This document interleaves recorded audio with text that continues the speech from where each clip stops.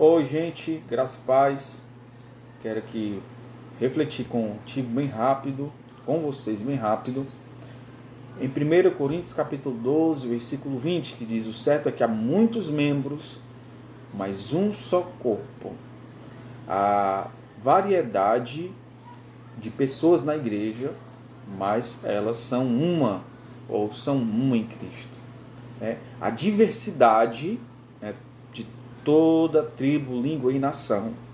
Há muitos povos que constituem a igreja, mas a igreja, ela é uma, não tem divisão, a igreja é um só povo. Eu quero aqui já refletir nessa pequena mensagem, que fala sobre a igreja, a importância da igreja, como a igreja deve se relacionar, e também quero alertar sobre a má compreensão que nós temos hoje do que se é igreja.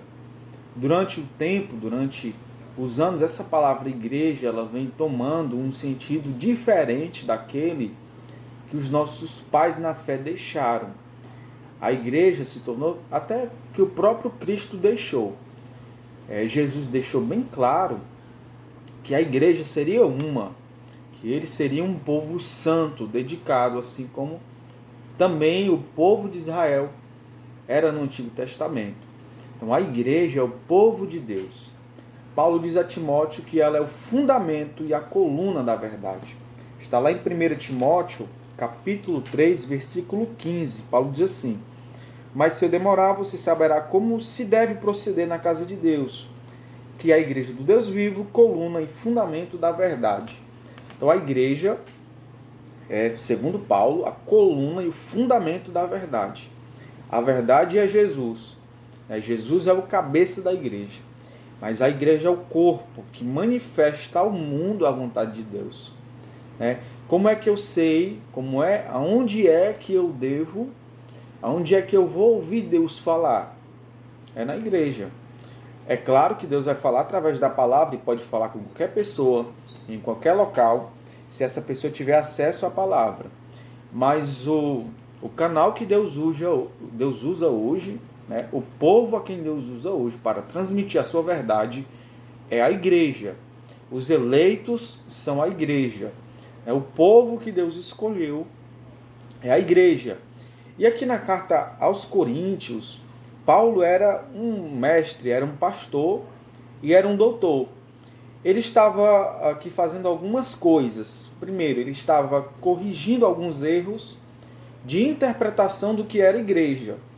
Havia os comentaristas, os estudiosos das cartas, vão dizer que havia alguns homens que estavam liderando, que estavam compreendendo errado o ministério, que estavam compreendendo errado o corpo de Cristo, estavam discernindo errado o corpo de Cristo. E a própria igreja de Corinto estava entendendo errado o que era o corpo de Cristo.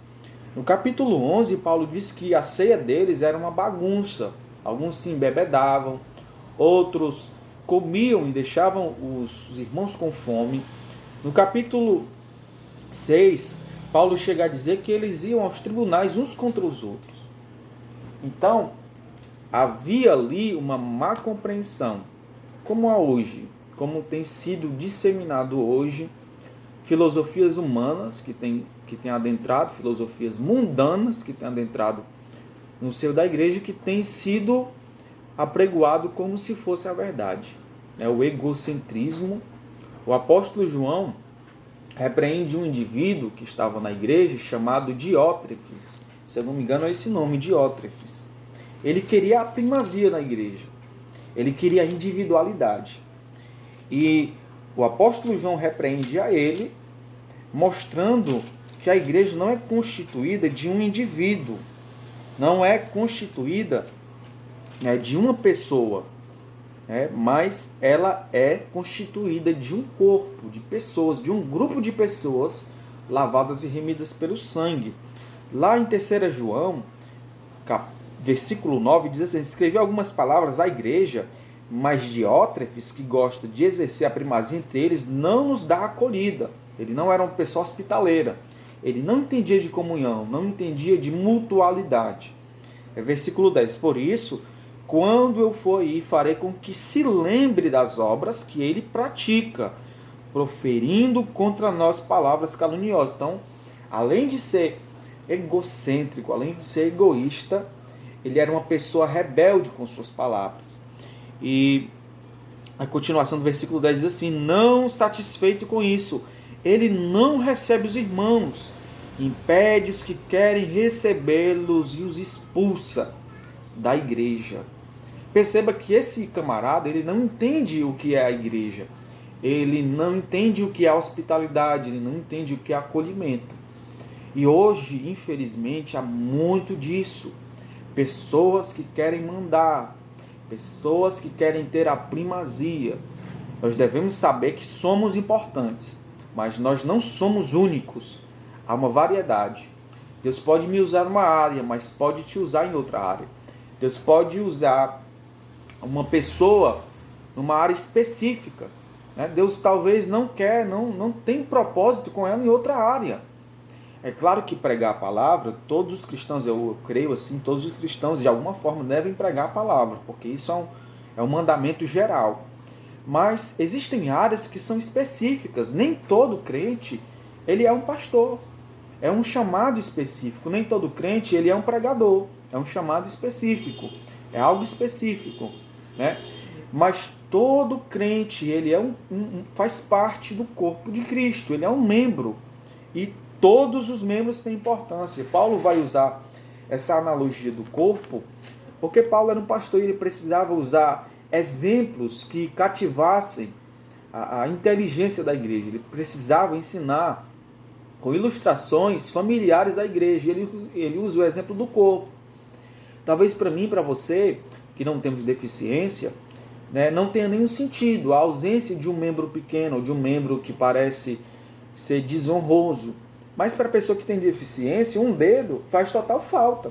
A pessoa que tem a deficiência de uma mão, ela precisa usar a outra mão e desgastar aquela mão porque ela é deficiente. A pessoa que tem a deficiência visual, você pode perguntar a ela qual é a falta que isso faz para ela. Ela precisa andar com muleta, ela precisa muitas vezes ser guiada, porque ela tem ausência da visão. Então, cada membro ele cumpre uma função especial, como a do corpo, como os nossos membros físicos.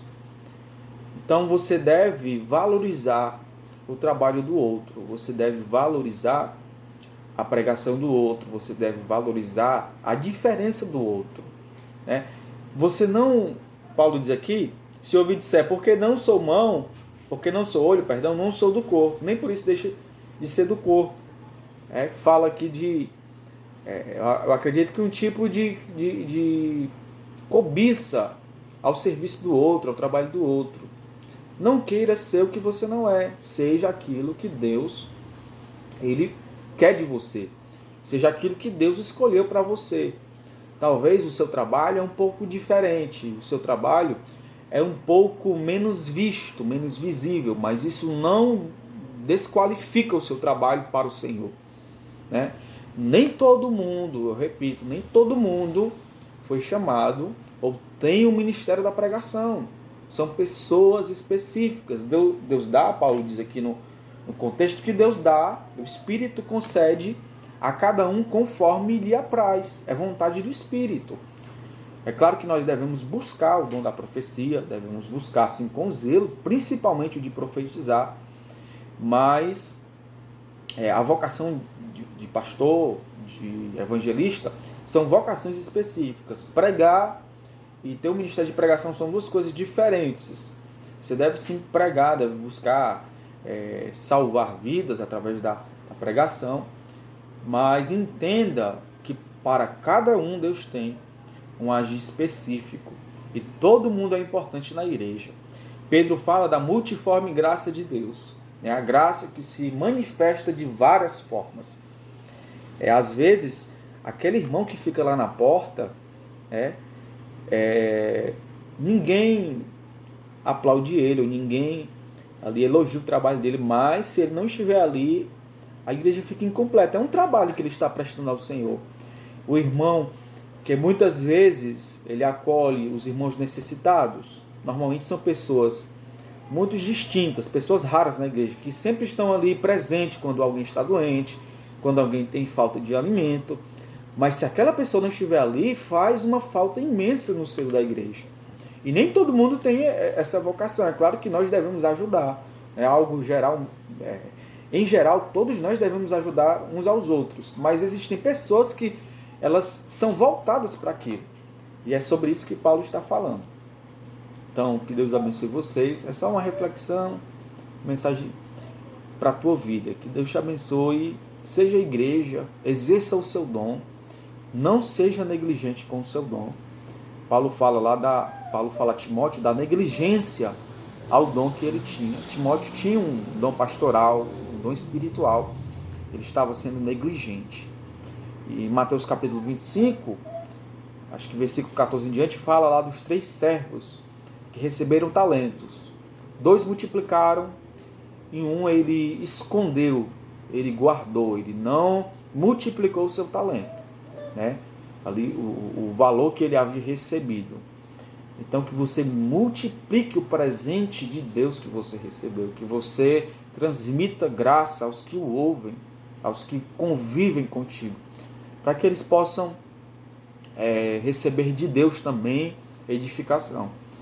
E se Deus te chamou para presidir, para pregar, ou para consolar, ou para advertir, ou para profetizar, ou para interpretar línguas, aqui o contexto é esse também, ou para ajuda aos santos, aos domésticos da fé, exerça com alegria. Se é misericórdia, exerça com alegria. Tá certo? E que Deus ele conceda em nós essa consciência bíblica, essa consciência consistente.